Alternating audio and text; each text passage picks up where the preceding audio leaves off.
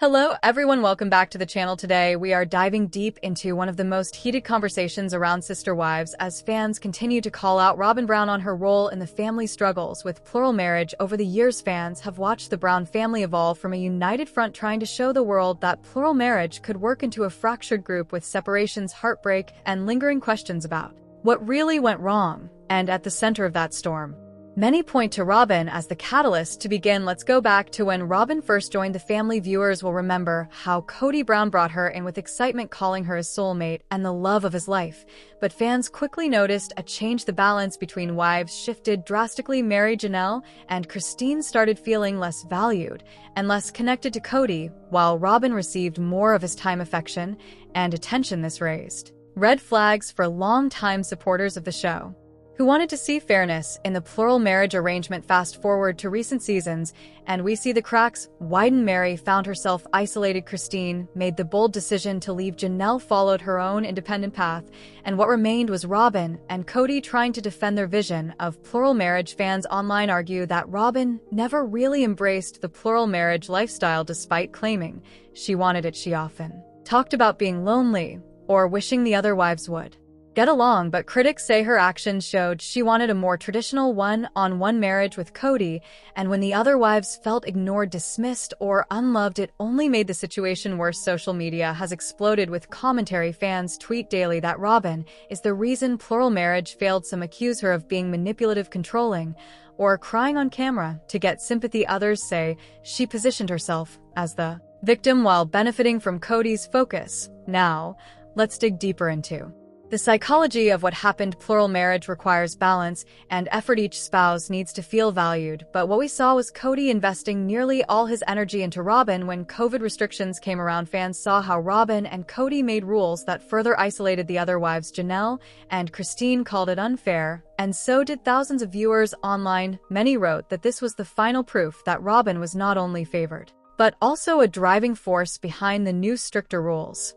People asked, did Robyn want sister wives to work, or was she always hoping it would just be her and Kody together in a monogamous relationship? When you look back at her interviews, she often described her dream family as harmonious, but she rarely described herself as fully sharing Kody with others. Instead, the narrative became about how hard it was for her, how challenging it was to fit in, and how the other wives didn't accept her enough. Fans who support Christine and Janelle argue that they were strong, independent women who finally said enough is enough. Christine especially became a symbol of empowerment when she announced she was leaving the marriage to create her own happiness. This left viewers cheering her on and questioning even more if Robyn's presence had simply made the family dynamic impossible. What about Meri? Her relationship with Kody had been struggling for years, but once Robyn came in, things seemed to worsen. Meri was left legally divorced so Kody could legally marry Robyn and adopt her children. While Meri publicly supported that decision, many fans never forgave Robyn for it. They felt she gained legal rights and security while Meri lost her standing in the family. Now,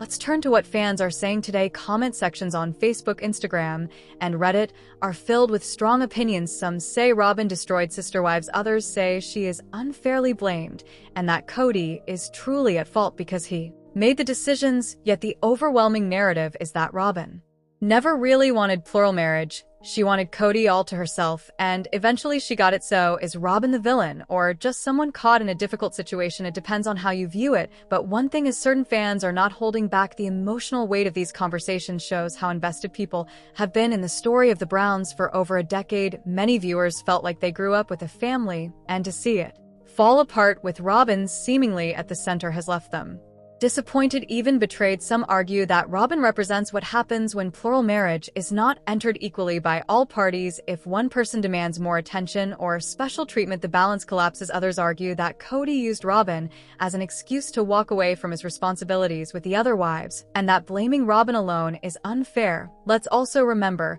how the children reacted. While some of Robyn's kids found stability with Kody, other kids from Christine, Janelle, and Meri often spoke about feeling distant from their father. Fans noticed that Robyn's household seemed prioritized. This only fueled the narrative that Robyn benefited at the expense of everyone else. Now, if we examine plural marriage as a broader concept, this case study with the Browns illustrates the difficulties it presents, especially in modern society. Equal partnership is already hard in a two-person marriage. Multiply that by 4. and the emotional demands skyrocket if one partner feels left out. It becomes unsustainable. In the Browns' case, Robyn's arrival shifted the dynamic too much too fast, and Cody's unwillingness to balance his time only made it worse. Whether you sympathize with Robyn or not, the fact is that the show has transformed into a story about division rather than unity. Fans who once admired the family's courage to share their lives now watch in frustration as it all unravels, and as the new season unfolds, Robyn continues to be under fire. Every episode sparks debate, every scene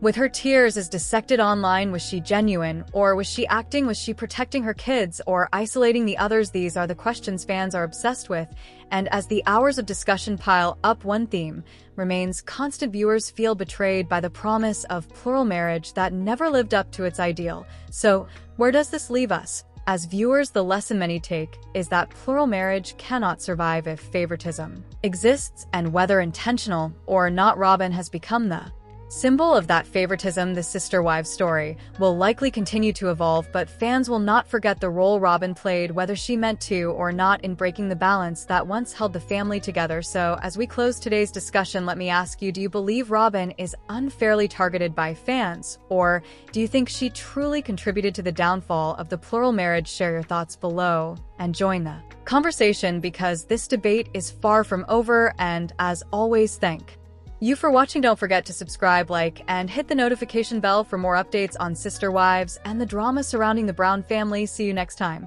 Sister Wives Season 20 premiered on Sunday, and as it coincides with Kody Brown appearing on Special Forces, World's Toughest Test, Qlack Live fans have a lot to say about it.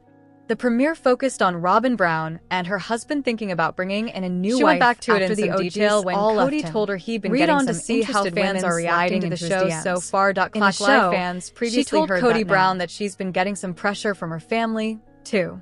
The Sister Wives star claimed that they asked her about it, citing them as saying, "Are you going to live plural marriage again and bring somebody else into the family?" In her confessional, Kody's last remaining wife claimed, "Monogamy's definitely not something I ever would have chosen for myself." Plus, she blamed the OG3 for them ending up outside of a plural marriage. Nevertheless, she seems strangely reluctant to commit to another wife now.